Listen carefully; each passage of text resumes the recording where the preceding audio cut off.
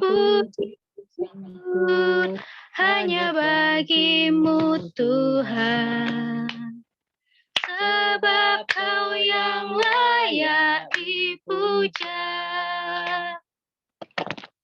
Kami mau bersorak, tinggikan nama-Mu. Haleluya. Soraklah, haleluya. Soraklah, haleluya. Haleluya.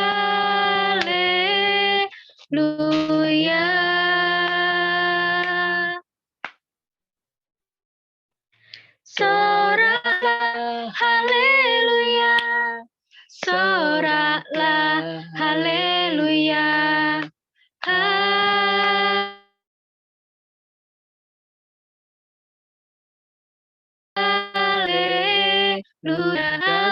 Puji syukur hanya bagimu Tuhan. Sebab Kau yang layak dipuja. Kami mau bersorak, tinggikan nama-Mu. Haleluya.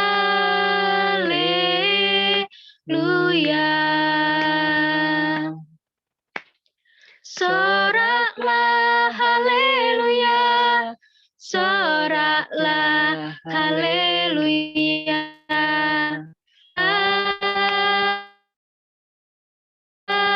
Haleluya. Soraklah, haleluya.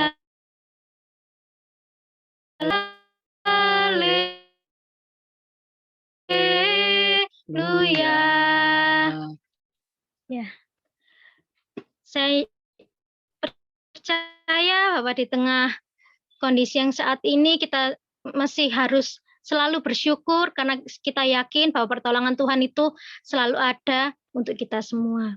Berikutnya saya buka ruang untuk ucapan syukur atau Bapak Ibu yang mau.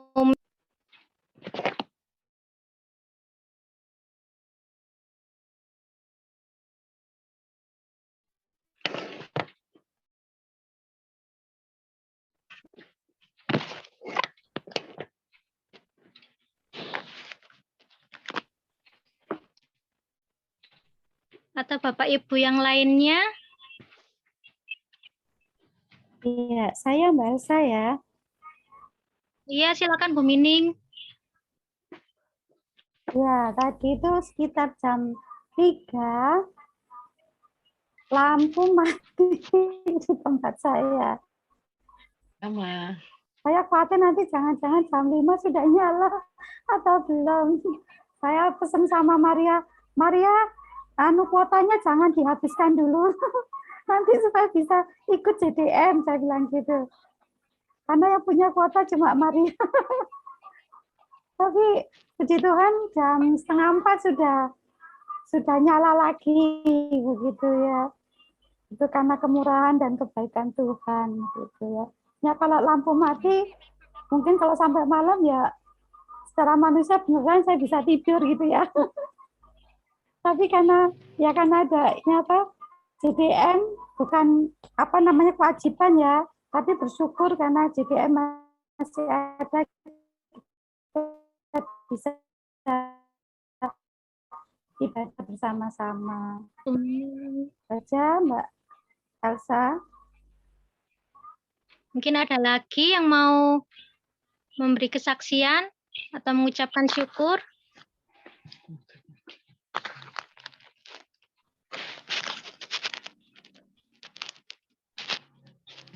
Ada lagi? Kalau tidak ada, kita akan mempersiapkan hati kita untuk masuk ke dalam firman Tuhan. Mari kita nyanyikan Saat Ku Masuk ke Hadirat-Mu. Saat ku masuk ke hadirat-Mu,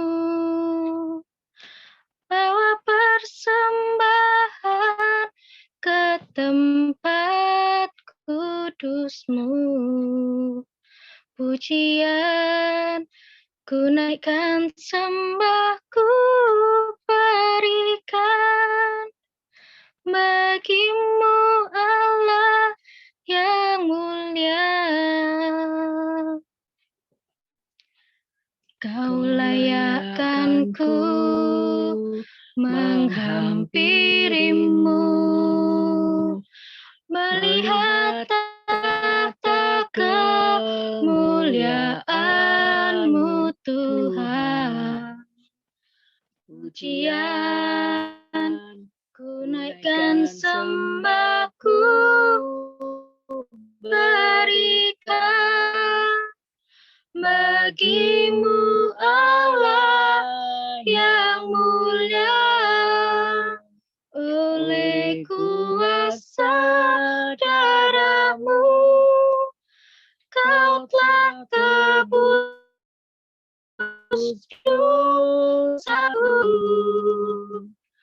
Kekudusan-Mu melingkupiku. Kasih-Mu mengalir, memulihkan hidupku. Sungguh besar anugerah-Mu, Kau selamatkan hidupku.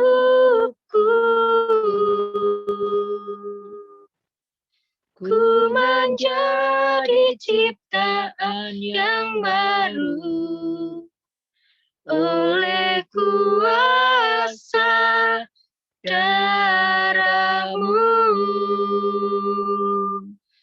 Oleh kuasa darah-Mu, Kau telah tebus dosaku. Kekudusan-Mu melingkupiku. Kasih-Mu mengalir, memulihkan hidupku. Sungguh besar anugerah-Mu, Kau selamatkan hidupku. Ku menjadi ciptaan yang baru oleh kuasa darah-Mu. Dengan kasih Kristus saya minta Bu Olga untuk doa firman Tuhan. Maha besar Tuhan Allah Bapa kami yang di surga, pada sore hari ini kami bersama-sama saudara-saudara kami seiman dalam ibadah RT ini Tuhan. Kami mengucap syukur dan berterima kasih atas semua kebaikan-Mu yang kami terima ya Bapa. Tuhan, kalau sebentar kami akan mendengar firman-Mu, bukalah mata hati kami Tuhan, supaya kami boleh menerima firman-Mu dengan baik dan benar. Tuhan, kami berdoa juga untuk hamba-Mu yang akan menyampaikan firman-Mu. Urapi hamba-Mu ya Tuhan, biarlah Roh Kudus-Mu yang menyertai, supaya apa yang disampaikan adalah kehendak-Mu saja. Terima kasih Bapa, dalam nama Putra-Mu yang tunggal, Tuhan kami Yesus Kristus, kami siap menerima firman-Mu. Amin. Saya silakan Bu Mining. Ya, terima kasih Mbak Elsa. Selamat sore Bapak Ibu, saudara kasih Tuhan Yesus. Apa kabar semua? Sehat ya? Ya, puji Tuhan. Pembacaan firman Tuhan kita terambil di dalam Keluaran pasal 17 ayat 8 sampai 13. Nanti dengan kasih Tuhan Maria yang akan membacakan.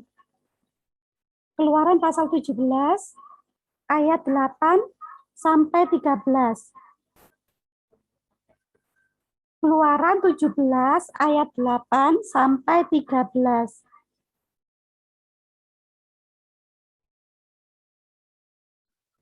Keluaran pasal 17 ayat 8 sampai 13. Lalu datang orang Amalek dan para melawan orang Israel di sini. Musa berkata kepada Yosua, "Pilihlah orang-orang bagi kita, lalu keluarlah berperang melawan orang Amalek. Besok aku akan berdiri di puncak bukit itu dengan memegang tongkat Allah di tanganku." Lalu Yosua melakukan seperti yang dikatakan Musa kepadanya dan berperang melawan orang Amalek. Tetapi Musa, Harun dan Hur telah naik ke puncak bukit. Dan terjadilah apabila Musa mengangkat tangannya, lebih kuatlah Israel. Tetapi apabila ia menurunkan tangannya, lebih kuatlah orang Amalek. Maka penatlah tangan Musa. Sebab itu mereka mengambil sebuah batu, diletakkanlah di bawahnya, supaya ia duduk di atasnya Harun dan Hur. Menopang kedua belah tangannya, seorang di sisi yang satu, seorang di sisi yang lain, sehingga tangannya tidak bergerak sampai matahari terbenam. Demikianlah Yosua mengalahkan Amalek dan rakyatnya dengan mata pejam. Ya, puji Tuhan ya. Nah, Bapak Ibu pasti sudah sangat familiar dengan kisah ini ya, dan ini adalah juga kisah favorit saya ya, karena di sini kita akan banyak mendapati hal-hal baik yang bisa kita terapkan di dalam kehidupan kita sehari-hari ya. Nah, kita ketahui bahwa bangsa Israel ini ya sudah keluar dari tanah Mesir di bawah pimpinan Musa ya. Nah, untuk masuk ke tanah Kanaan ini bukanlah suatu hal yang mudah ya, karena mereka juga harus berperang melawan bangsa-bangsa yang sudah mendiami tanah Kanaan ini ya. Nah, yang di ayat yang kita baca ini mereka harus berperang melawan bangsa Amalek ya. Nah, sebagai pemimpin Musa mendelegasikan kepada Yosua untuk memilih orang-orang yang dianggap mampu untuk ikut berperang ya. Nah, kalau kita lihat latar belakang dari orang Israel ini, mereka di Mesir dulu kan adalah budak. Ya, mereka mengerjakan batu bata untuk membangun kota-kota yang ada di negara Mesir ya. Jadi kita tahu bahwa mereka tidak punya pengalaman untuk berperang ya, tidak punya pengalaman untuk memegang senjata ya, tidak terlatih untuk menghadapi perang ya. Tapi itulah yang harus mereka lakukan ya. Nah, mungkin mereka dan kita pun percaya bahwa kalau mereka berperang pasti Tuhan akan menolong ya, akan menyertai begitu ya. Tapi kalau dipikir-pikir lagi ya, ini pikiran saya ya tadi. Nah, kalau Tuhan itu mengasihi bangsa Israel begitu ya. Kenapa bangsa Israel yang tidak memiliki pengalaman perang ya, yang nol podol, tidak punya kemampuan apa-apa untuk berperang kok disuruh perang ya. Kan mudah bagi Tuhan ini untuk memusnahkan orang Amalek seperti itu ya. Mungkin mendatangkan angin ribut sehingga orang Amalek dikibas oleh angin ribut ya. Atau Tuhan mendatangkan hujan batu dari langit supaya dibunuh orang-orang Amalek. Atau bisa juga Tuhan melakukan tindakan-tindakan spektakuler ya untuk membinasakan orang Amalek ya. Itu kan lebih mudah ya bagi Tuhan. Dan juga bagi bangsa Israel kan enggak usah terlalu berpayah-payah untuk maju berperang ya. Belum lagi mereka nanti akan menghadapi kekalahan atau mungkin juga akan mereka mengalami banyak penderitaan karena ada yang banyak meninggal atau juga luka-luka ya. Tapi pada kenyataannya kita lihat bahwa bangsa Israel harus maju berperang ya, dan lawannya ini bukan bangsa yang ecek-ecek istilahnya. Pasti bangsa Amalek ini juga sudah memiliki persiapan yang luar biasa ya, mereka sudah memiliki pasukan, sudah memiliki senjata-senjata yang memadai untuk pertempuran tersebut ya. Tapi kenapa Tuhan kok menghendaki orang Israel ini harus berperang melawan bangsa Amalek ini ya. Nah, ketika kita melihat memang Tuhan itu tidak jarang ya untuk melaksanakan atau membawa orang Israel itu atau kita juga itu untuk mendapatkan sesuatu itu secara instan ya. Tuhan itu pasti memberikan sesuatu itu ada prosesnya ya, ada tahap-tahapnya. Kenapa seperti itu? Karena di dalam proses akan timbul hal-hal yang baik di dalam diri kita. Ya, coba kalau bangsa Israel yang seperti saya katakan tadi, mereka tidak ikut perang, mereka tidak akan mengalami bagaimana latihan perang, ya, bagaimana menderita, bagaimana melaksanakan sesuatu dengan dengan hal yang ada dalam diri mereka ya.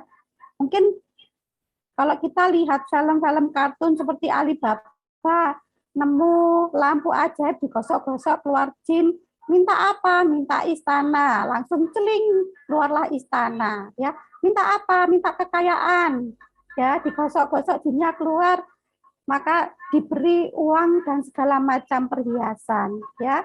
Nah, itu kalau Alibaba sama jin biru ya. Nah, Tuhan kita bukan jin yang kita gosok-gosok lalu memberikan apa yang kita minta ya. Tuhan memberikan kita ya melalui proses ya, ada proses-proses yang harus kita lewati supaya di dalam proses itu muncul hal-hal yang baik ya. Mungkin akan timbul ketekunan, akan timbul kesabaran ya, akan timbul kekuatan, akan timbul ketangguhan ya. Jadi orang Israel dan kita tidak akan menjadi orang percaya yang cengeng ya. Coba kalau Tuhan sedikit-dikit kita minta langsung dikasih ya, kita minta langsung dikasih. Nah, kita akan menjadi umat orang yang cengeng ya, yang tidak bisa sabar, yang tidak bisa tangguh, yang tidak bisa setia ya. Makanya perlu bagi orang Israel untuk mengikuti proses peperangan ini ya. Demikian juga kita, hari-hari kita, kehidupan kita sepanjang kita ada di dunia ini adalah proses ya, proses peperangan melewati berbagai macam masalah ya, karena masalah yang kita hadapi itu menimbulkan ketekunan, menimbulkan ketangguhan, menimbulkan kekuatan ya untuk kita menghadapi situasi dan keadaan yang ada di sekitar kita. Ya. Nah, itu adalah poin pertama yang kita dapat di dalam Keluaran yang kita baca. Yang kedua adalah tentang Yosua ya. Yosua ini adalah abdi Allah. Ya, dia adalah juga abdi Musa ya.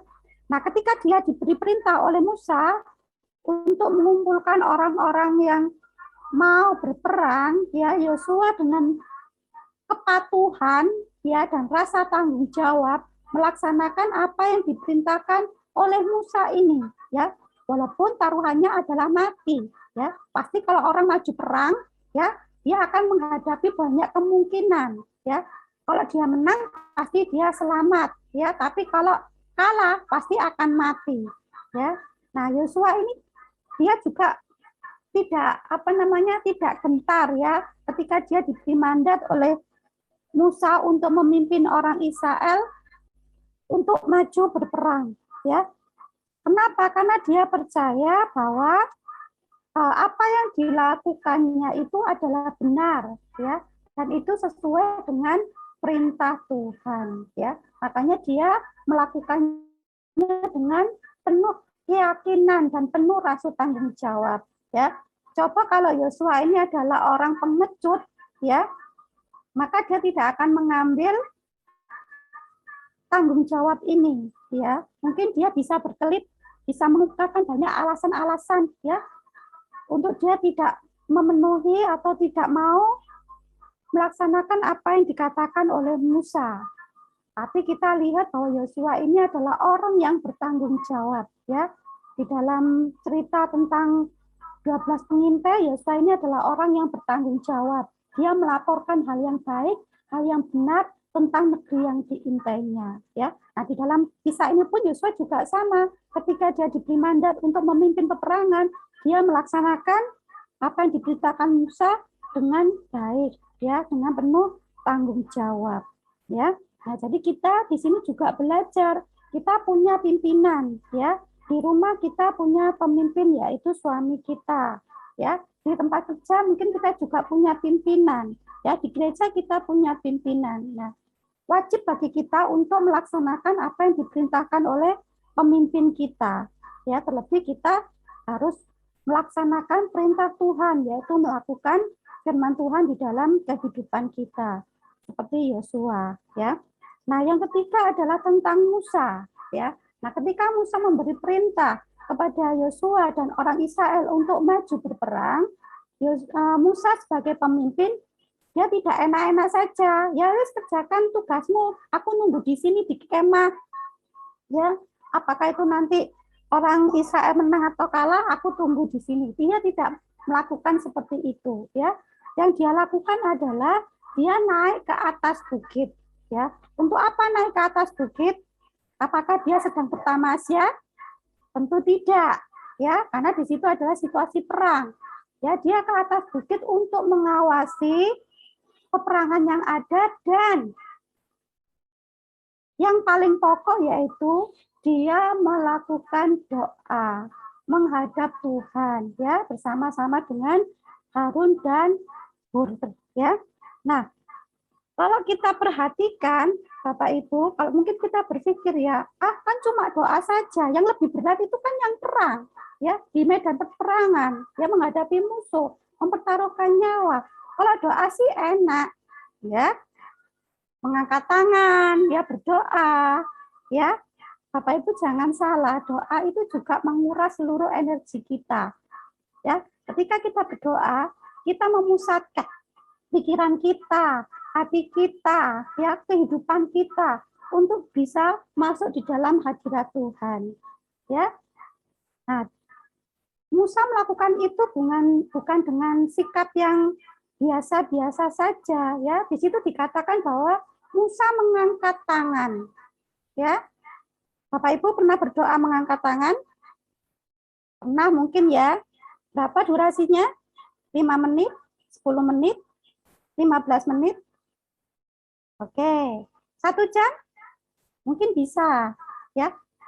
Di gereja kita memuji Tuhan waktu doa malam, kita memuji Tuhan 1 jam mungkin kita kuat, karena ada iringan musik yang menyertai kita. Jadi kita bisa, rasanya istilahnya larut di dalam suasana doa itu, ya. Tapi situasi yang dihadapi oleh Musa saat itu beda. Tidak ada alunan musik. Yang ada adalah peki peperangan, peki kesakitan, terangan, ya. Dan suara-suara yang mungkin kalau kita dengar mungkin kita juga akan miris karena itu di medan peperangan, ya. Nah, pasti hatinya juga tidak tentram, ya, tidak bisa berdoa. Kalau kita atau kalau saya, ya, pasti akan banyak gangguannya. Nah, tapi Musa harus berdoa kepada Tuhan, ya, dengan mengangkat tangan, karena ada konsekuensi waktu dia berdoa. Kalau dia berdoa dengan mengangkat tangan, maka orang Israel menjadi kuat.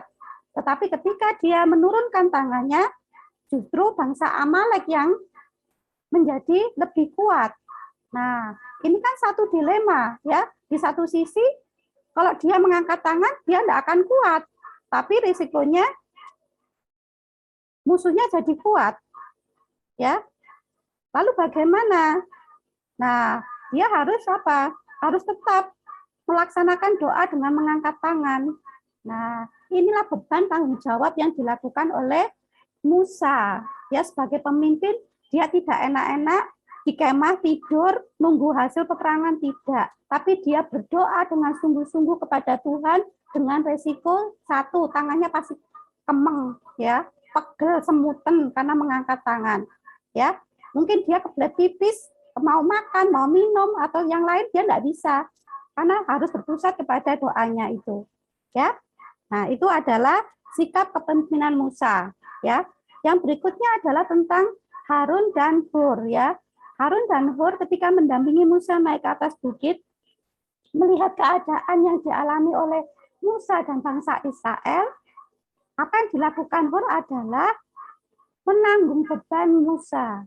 Jadi Hur dan Harun mengambil batu supaya Musa duduk dan mereka mengangkat tangan Musa supaya tetap menghadap ke atas, ya, satu di sebelah kiri dan satu di sebelah kanan, ya.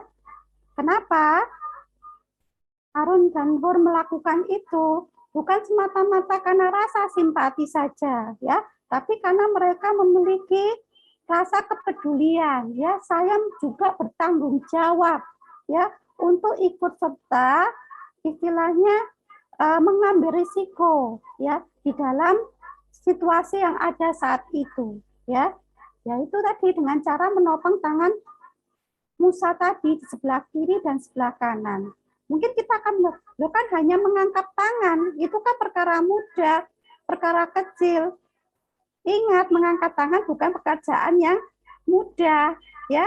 Harun dan Hur pasti juga kemeng, pegel, ya, kesemutan, ya. Pingin pipis mungkin juga nggak bisa, pingin makan juga nggak bisa, ya. Mau duduk mungkin juga nggak bisa, ya. Mungkin dia ingin melakukan itu nggak bisa. Kenapa? Karena dia harus menopang tangan Musa tadi. Nah, ini adalah suatu pengorbanan, ya. Meskipun kalau kita lihat mungkin kan itu kan kecil, hanya menopang tangan, ya. Tapi dampaknya sangat luar biasa, ya. Karena dengan topangan Harun dan Hur ini, akhirnya Musa mampu, ya, bertahan di dalam doanya dari pagi sampai petang, ya. Kita alokasikan apa saja waktunya, mungkin mulai perangnya jam 7. Dicatat di Alkitab matahari terbenam. Matahari terbenam jam berapa? Jam 6, ya. Jam 7 sampai jam 6 sore kira-kira berapa lama? 10 sampai 11 jam. Itu waktu Musa berdoa di atas bukit, ya. Itu bukan waktu yang singkat, ya. Kita mungkin bertahan berdoa 1 jam, berdoa 2 jam, berdoa 3 jam, berdoa 10 jam pernah Bapak Ibu? Saya enggak pernah. Dan mungkin enggak bisa mungkin, ya. Mungkin kalau sudah 1 jam itu pikirannya nggak tahu kemana-mana, konsentrasinya buyar kemana-mana. Tapi Musa ini harus melakukan itu sepenuh tenaga, kekuatan, daya, upaya, energi, ya, berdoa kepada Tuhan selama 10 sampai 11 jam dengan mengangkat tangan, ya, ditopang oleh Harun dan Hur, ya. Dan kita tahu akhirnya di ayat yang ke-13 dikatakan bahwa bangsa Israel mencapai kemenangan, ya. Itu adalah hasil dari kerjasama, rasa kepedulian, sepenanggungan, bertanggung jawab antara orang Israel, Yosua, Musa, Hur, dan Harun. Ya. Nah, itu Bapak Ibu yang mau saya sampaikan pada kesempatan sore hari ini. Nah, Tuhan mungkin juga menghendaki kita sebagai jemaat Tuhan, ya, sebagai keluarga, kita saling menopang, saling membangun, saling memperhatikan, saling bekerja sama supaya bisa mengatasi masalah-masalah yang ada di sekitar kita, dan pasti kemenangan akan kita raih, ya. Itu yang bisa sampaikan pada sore hari ini, dan yang memberkati kita semua. Saya sampaikan kembali kepada Mbak Elsa.